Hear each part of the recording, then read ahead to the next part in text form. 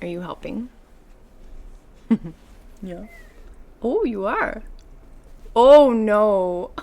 Oh noes. Hey, Beans. Yeah.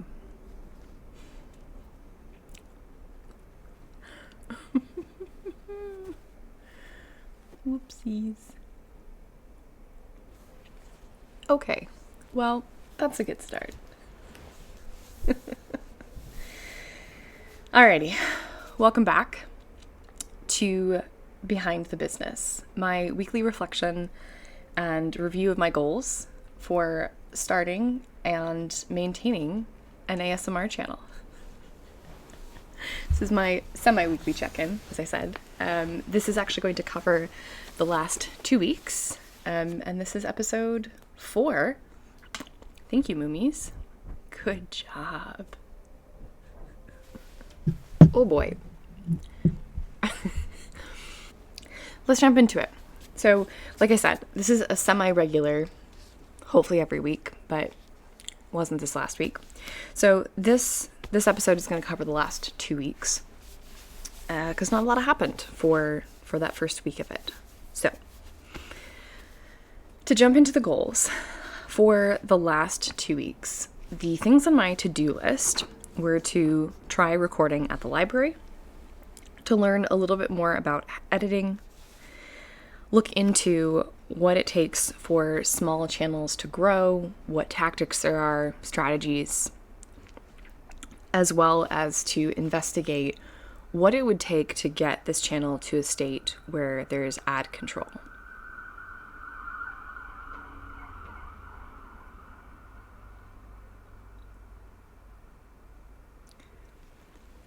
So those were my to-do items. And in terms of goals, my hope for the last week, but really 2 weeks, was to try to get to a spot where the audio quality was something that I was happy with, as in something that I would choose to listen to and want to. And secondarily, to put a little bit of time into reflecting on if I would want to get this channel to a paid partner level, meaning that there would be ad control, knowing that that is a pretty significant amount of effort, and that depending on how you approach that, it will take more or less time, and the strategy that you use, I may or may not like. So let's get into them. So number 1, I did attempt to go record at the library. It was not successful.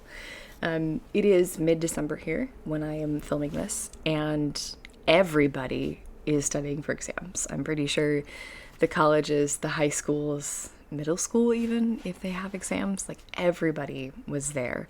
So that did not happen, but I did leave the house. I did make the effort. I brought all my stuff and had a plan for how I thought I could approach this. And it genuinely was so incredibly noisy, and there was not space to sit that didn't have coffee shop noises, people, vents, things like that. So similar experience of realizing that even though it's a library, it has lots of things that make noise, not just the people, but lots of things. So that one was an attempt, but a bit of a miss. And I think going forward, I would still like to try and record at the library, but I will try a different one because I think that was part of the problem. Second thing to try, learning more about editing. I don't think that I made really any progress with this. I did continue to play around with attempting to edit the videos to remove any really obtrusively loud sounds, as well as to adjust the overall volume of clips. So it feels a little more approachable, which I think was the high-level goal of learn a little bit more at a little bit at a time. But I don't think there was any real progress made on that. Yeah, small channel growth tactics. Didn't look into that at all. I still have those few YouTube videos that I had pulled up pinned, but I have not watched them, partially because they're very business, grab your attention, this is how you do it, and it takes a little mental stamina to actually sit down and watch something that's very, very sort of clickbaity, but hopefully useful. And then similarly, I did not look into trying to figure out how to find ad control for this channel. I think partially out of a lack of interest at the moment. That one I think is probably just going to cook a little bit in the background until it feels like something that I'm more interested in diving into. So goals wise though, I do think I got pretty close to finding an audio quality that I liked. And part of that is having bought a new mic. I had been going back and forth on this for a while and finally decided that I wanted to go for it. So full transparency, I did buy a Blue Yeti microphone, the one you see in all of the ASMR videos, very classic one. I did buy it from Amazon. This was a used one. I don't actually think it was really used. I think it was something someone ordered. They opened, they plugged it in, and then they went, yeah, I'm not going to use this. And they sent it back. So it is a technically used, but it is otherwise brand new. And I got it partially on a Black Friday sale, partially on, I think they were just trying to get it out of their stock for, I believe it was $50. And I think it was maybe like $5 for shipping. And I think that for $55 or so, I'm pretty happy with having made the investment in it. Even if this doesn't go particularly far, I'm happy that I gave it a bit of a try to level up that and ended up having a lot of fun with that. So if you have not watched the mic review video, I think that kind of captures it. It was just unexpectedly joyful to play around with this mic and the settings and to just experience that. So it taught me something really important in the last couple of weeks, and that is the joy of what this can be like. And I think I had completely forgotten this since I started. But this is what I had hoped the experience would feel like. To have fun with it, to be playful, to just laugh at what is happening in my situation, and to hope that this also brings you a sense of joy, and to just kind of throw care to the wind and make whatever happens and just enjoy the experience of it. So that I think was a really fun side effect of having bought a new mic. I didn't expect this. I don't actually know why it happened. Possibly it was just a culmination of all of the things that have happened in the last month or so, some of the tech troubles that I have been working through, and finally just getting something that really felt like it clicked. That was nice. So the other disclaimer I will say is that let's clarify that. The other thing I would like to add is that I did end up having a good conversation with my partner about audio interference. And that was also very fun to do a bit of an intellectual dive into what is audio processing and how does that relate to audio interference and what are some things that might cause that, and how to prevent that. So I have not done the troubleshooting to actually see if I can replicate it in the way that tracked with what I learned. And I would still maybe like to do that to see if that was really the problem. But so I will clarify. I think the new mic is great. I love it, and it's been super fun. And I think the joy of that is at least maybe like 10 to 15% also coming from the fact that I have now realized we can't put the camera, which now the camera is over here and the mic is like, I can't show you, is over here-ish, but it's even further this way. I've been putting them quite far apart because I think that was, short version, that was the problem, is that my phone is my camera and it's kicking off a lot of electromagnetic signals, and it was likely that the mic was picking that up as something that it was trying to record. So, so that was also good fun to learn about. So I think lots of unexpected learning and joy came out of the last 2 weeks in a way that I had hoped would have been more true throughout the process. It wasn't, but that definitely reminded me of like, oh, it can be there, and this is what it can feel like. And maybe that is part of it, is that you have to struggle for a few weeks to really experience that joy of like, aha, this is it. So, yep. Great. I think that covers my goals. I have notes here. Let's double check this. Yeah. The only other comment I would add about the goals that I had, specifically around editing, is that I think one of the things I realized is while just tinkering with things that I might want to do is fine, I need a clear objective, and I don't think that problem has quite presented itself, meaning why do I want to learn to edit? What is the thing that I'm trying to achieve through editing? And I don't think I have put enough thought into that, and or I have not encountered enough things in a way that I am thinking about, hey, how could this be resolved through editing? So that I think is a little bit of what I'm waiting for, is like, where is the need, where is the problem that is arising that then a solution can get generated for by learning more about editing. So yeah, those are my thoughts on that. Okie dokes. Part 2 of this are my observations, which I got a little bit into talking about just the joy of the new mic and kind of playing around with it and learning about audio processing and audio interference. That was great. Really enjoyed that, and I'm hoping to find more moments for that, because it was just good fun. So the other thing that is also very apparent looking back at this, there are waves of excitement that I have around creating videos, recording these kind of reflections. There's waves of excitement that come with this, where I get really excited to do a bunch of different things and play in different sound spaces and to try different things. And that lasts for about 3 to 4 days. And I can be very generative, and if I'm careful about it, not burn out in the 3 to 4 days where I'm doing a high volume of production. And then it's just, need a break.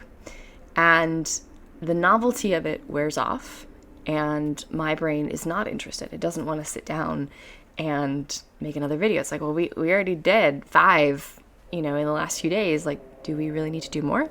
It's not interested. And I think that's something I've been reflecting on and thinking about in the last couple of weeks, especially listening to some different podcasts about ADHD management, is that I can't sit down every single day and create a video and feel like it has that essence of joy and fun and is rewarding to do. Because let's be clear, this is entirely a hobby. There's no money in this at the moment. And this was meant to be for personal learning and growth, as well as a creative outlet where I wanted to challenge myself, yes, but also have fun doing it. So if I want to maintain that, what my current reflection is that I can capitalize on these momentum spurs where I get several days to maybe a week of energy to do that. And then my brain doesn't want to touch it for like a week at least. And I think that's fine. I just need to accommodate for that and not have a plan to post every single day, and not post the videos that I record all back to back, every single day in a row after that. That doesn't really seem to do the trick. So instead, we just have to pace it. So that is my new plan going forward, is to just lean into those bursts of excitement about it and let that happen as it does.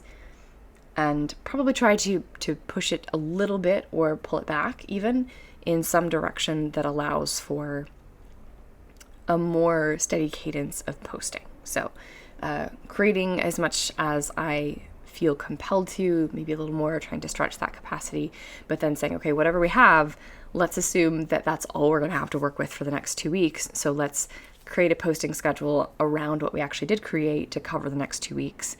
And hope that within 2 weeks, then we get that momentum again, and we can continue that beyond that.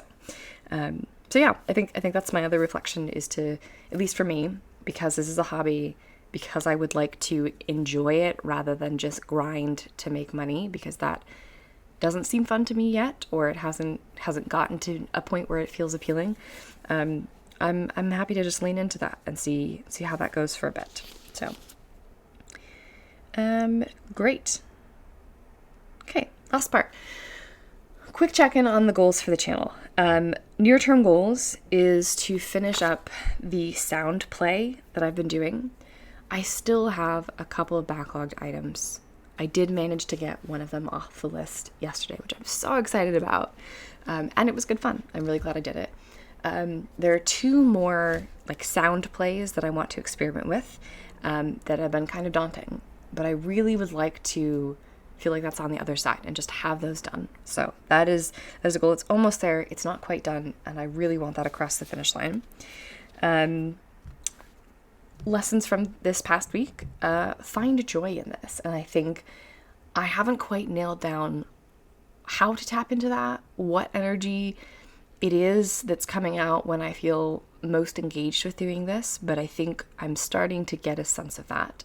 And that will be my goal for this week, is to play around a little bit with this, and or just in the next month, honestly, to keep playing around with that and see like what is that comes out that we can tap into. Obviously the sustainable pace is the other one that I keep going back to. Like I said, I think that means for me generating very abundantly for a short period of time and then not doing anything at all, and then doing everything for a short period of time and then nothing. And I think that's okay. We're going to try that. I think along with the joy aspect of this, there's also the desire to kind of fall into like what is sort of that special sauce of this channel and of me and of the way that this shows up. I think the joy element is part of it, and I'm excited that that's kind of showing itself, which I'd hoped it would after about a month. So we're right on track of what I'd hoped there. I would like to clarify that though, and I don't think that's something that can really be pushed. I think that's just you have to keep generating and see what comes up and what resonates. So yeah, that's the other thing. And I think I'm close, or at least closer than when I started, to answering the question of what is the experience of creating an ASMR channel.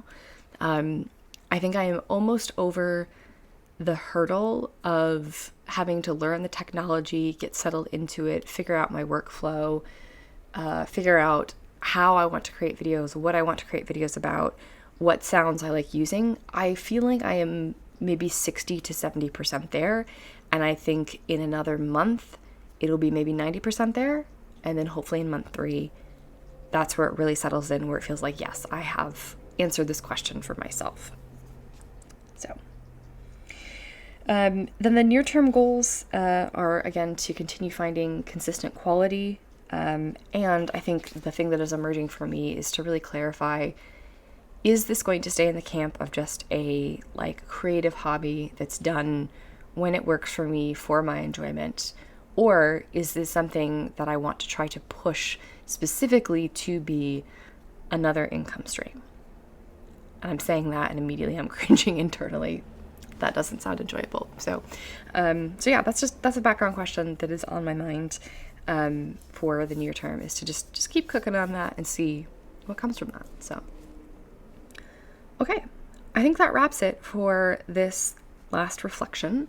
I don't have any predictions or, I don't know, new goals other than what was already articulated here going into this next week. I do realize it's a bit unorganized and not very intention setting, and I think that's okay. Like I said, this is right now for me a hobby, and I'd like it to be fun, and so I think I'm pumping the brakes just a little bit on being as business oriented and strategic about it, to see if we can bring some of that joy back and then maybe mix in a little bit more structure. We'll see. That might be getting ahead of myself. So, okay. As always, thanks again if you listened through this. Normally I have questions at the end of this for you all. Yeah, let's go with this. When you participate in a hobby or an interest of yours, maybe it's a passive or side income stream, how do you approach it? Do you sit down every single day and do a little bit? Are you work in creative bursts? Are you a mix? Are you something entirely different? yeah, what tactics have you found for maintaining regular engagement in the things that you want to be spending your time doing and or enjoy spending your time doing? So that will be my question to leave you with. And yeah, we'll see you again hopefully next week, possibly in 2 weeks. We'll see how that goes. Yeah, we'll see you again in a little bit to do another weekly check-in if you feel like you want to come back for this. And if not, that's okay too. Alrighty.